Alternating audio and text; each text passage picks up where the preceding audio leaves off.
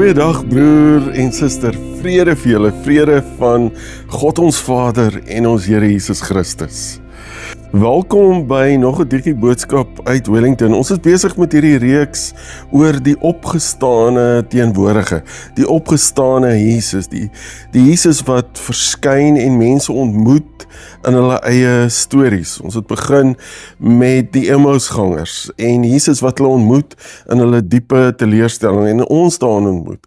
As jy kyk na Maria Magdalena en Maria, toe Jesus hulle ontmoet, kan nie anderste as om Jesus se voete aan te gryp en hom te aanbid nie. As jy kyk na Petrus wat leef met hierdie diep skuldgevoelens en Jesus ontmoet hom daarin en stel hom weer aan en vergewe hom. En vandag staan ons weer stil by 'n bekende karakter. En dis die ou met die naam van Thomas, wat ook Didymus genoem word. Nou as ons vir 'n oomblik kyk na wat moontlike persoonlikheid was van hierdie ou. Hy was waarskynlik iemand wat baie vrae gevra het. Miskien is hy ook iemand wat baie vrae vra. Hy soek antwoorde. Hy wil nie net gelate aanvaar wat mense vir hom sê nie. Hy wil self by die antwoord uitkom. En ons gaan sien in Johannes 20 hoe dit ook uitspeel in Thomas se lewe. In Johannes 20 vanaf vers 19 kry ons op dieselfde dag wat Jesus opgestaan het, verskyn hy aan die disippels vir die eerste slag. Nou wat belangrik is van hierdie ontmoeting is dat Thomas was nie hier teenwoordig nie. Nou, daar word glad nie redes verskaf hoekom Thomas nie by hierdie geleentheid teenwoordig was nie, maar dit is belangrik om dit te besef, want nou lees ons in vers 25 van Johannes 20. Die ander disippels sê toe vir hom, ons het die Here gesien. Dis wat hulle vir Thomas sê. Nou, Thomas sê vir homself, maar Jesus het opgestaan, Jesus lewe, hy het die dood oorwin, maar dit kan mos nie wees nie. Ek was daar toe Jesus gekruisig is, ek was daar toe Jesus gesterf het, hy is dood. Dit kan mos nie wees nie, dit wat julle vir my sê, dit kan nie waar wees nie, ek weet wat ek gesien het. Met ander woorde, hier is Thomas wat vir sy mededisippels sê, ek glo nie dat julle vir Jesus gesien het nie. Nou broer en suster, kom ons herinner onsself net vir 'n oomblik weer, wat is ons definisie van Bybelse geloof? Ons vind dit in Hebreërs 11 vers 1, om te glo en dan is om oortuig te wees van dit wat ons nie kan sien nie. Van dit wat ons nie kan sien nie. Nou Thomas verstaan nie hierdie Bybelse geloof nie, want vir hom is, sien is glo. Hy wil self voel, hy wil self sien, want wat sê hy vir die disippels verder in vers 25? Maar hy sê vir hulle, as ek nie die merke van die spykers in sy hande sien, en my vinger in die merke van die spykers steek in my hand, en sy sy steek nie, sal ek nooit glo nie.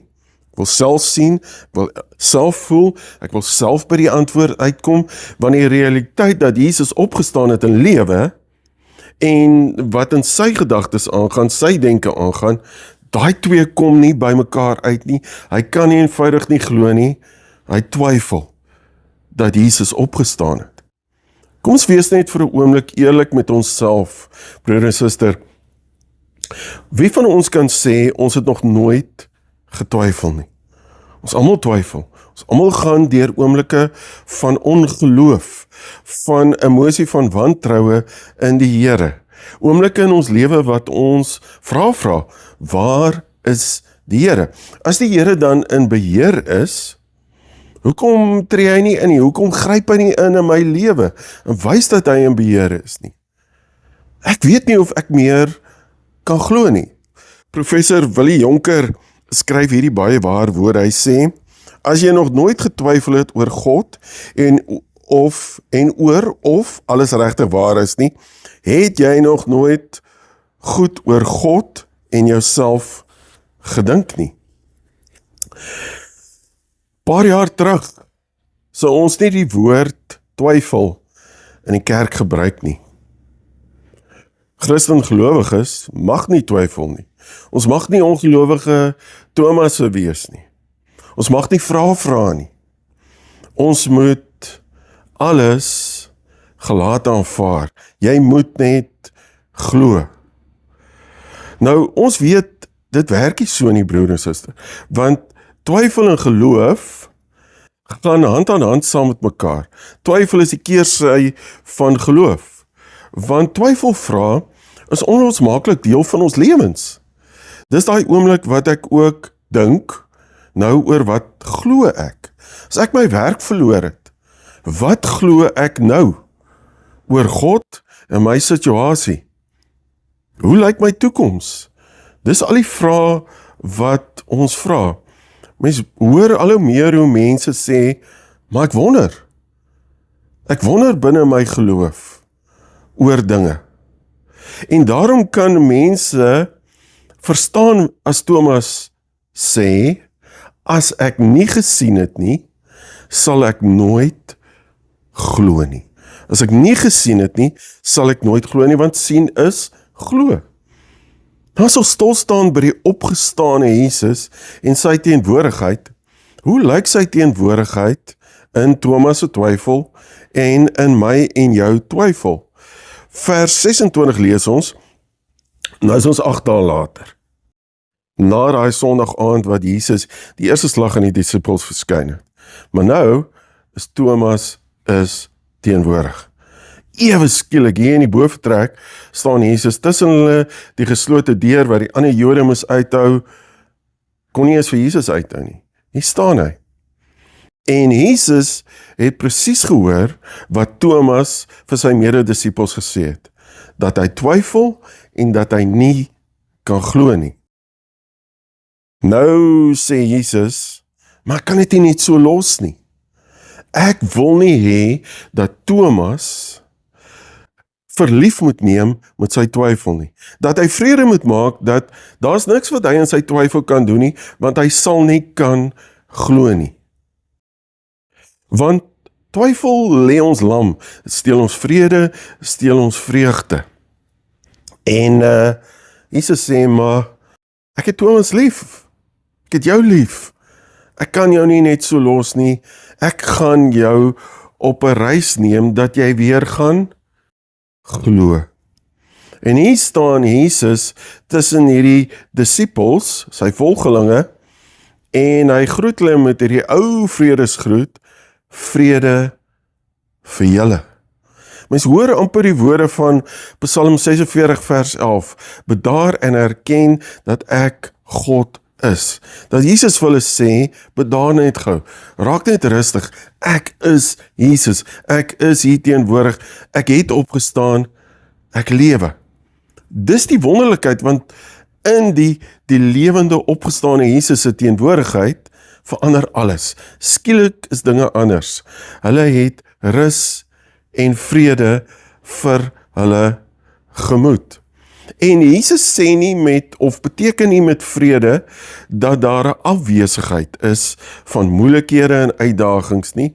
Hy sê dit gaan oor die teenwoordigheid van sy liefde. Sy liefde vir Thomas, sy liefde vir my en u in ons teleurstellings. Dis waaroor dit gaan.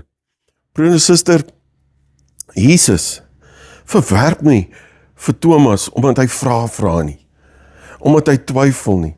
Hy skryf hom nie af nie. Hy draai nie sy rug op hom nie. Maar hier is 'n Jesus wat in liefde en deernis uitreik na Thomas. So dit laasweek ook gesien met Petrus. Dis nie Petrus wat uitgereik het na Jesus toe nie. Dis Jesus wat uitgereik het na 'n Petrus toe. En wat sê Jesus vir Thomas? Hy sê, kom hier. Kom hier, kom staan hier naby aan my, want hier naby aan my sal jy sien dat ek lewe. Dat ek wel opgestaan het.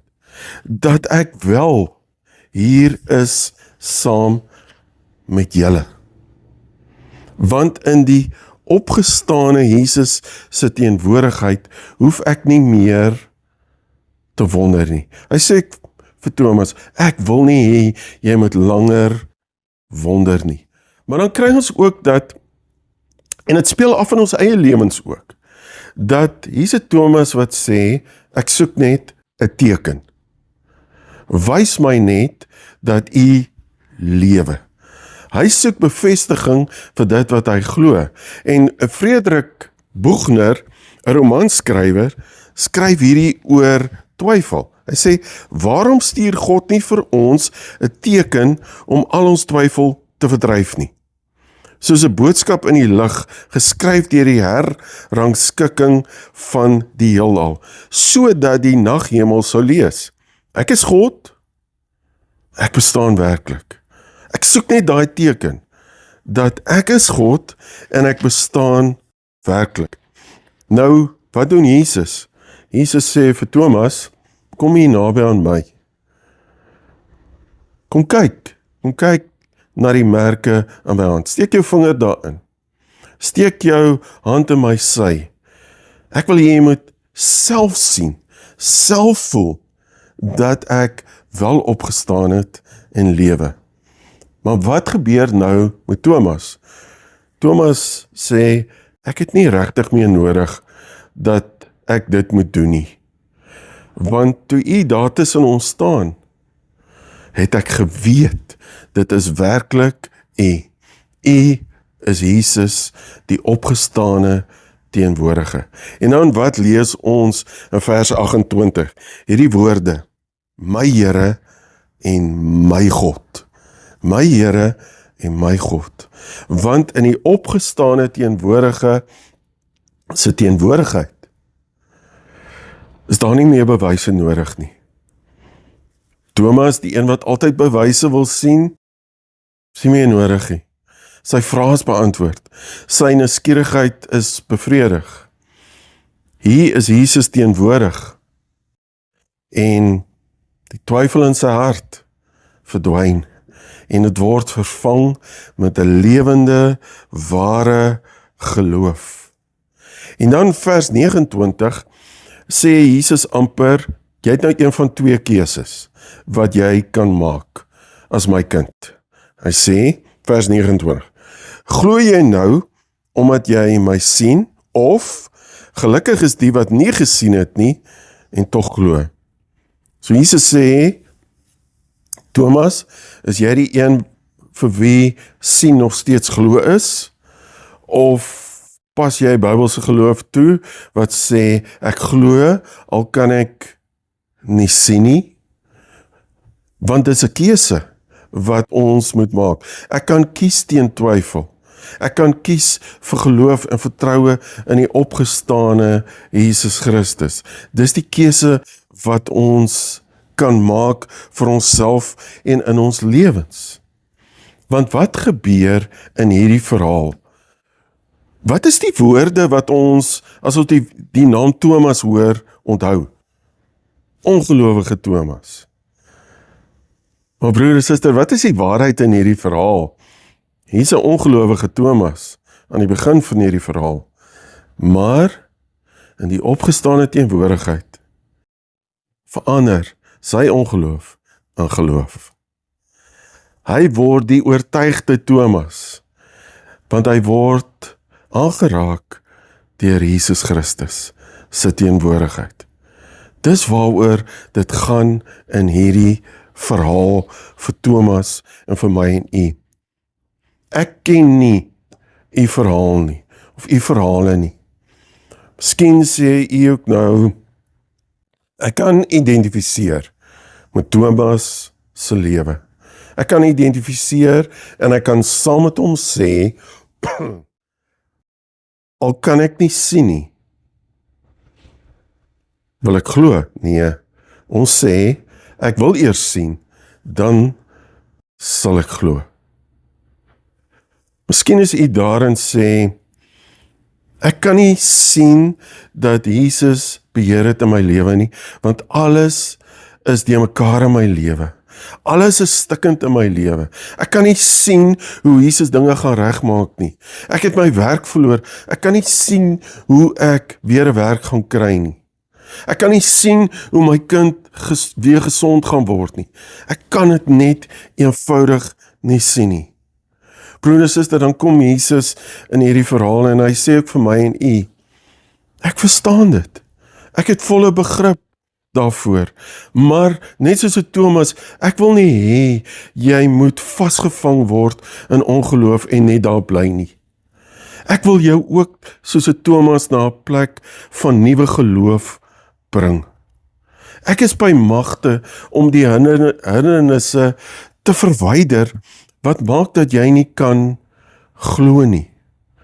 En dan nooi Jesus vir Thomas nader en hy nooi vir my en u sê, moenie jy daar ver staan nie, want daar ver gaan jy bly wonder. Kom hier naby aan my. Nader tot my en ek sal tot jou nader. Dis 'n groot waarheid in oomblikke soos wat Thomas deurgegaan het van ek sukkel om te glo want ek kan nie sien nie. Dis Jesus wat ons nooi om te sê, wag op hom. Wees stil by hom. Hou vas aan hom. Werp jou lewe op hom.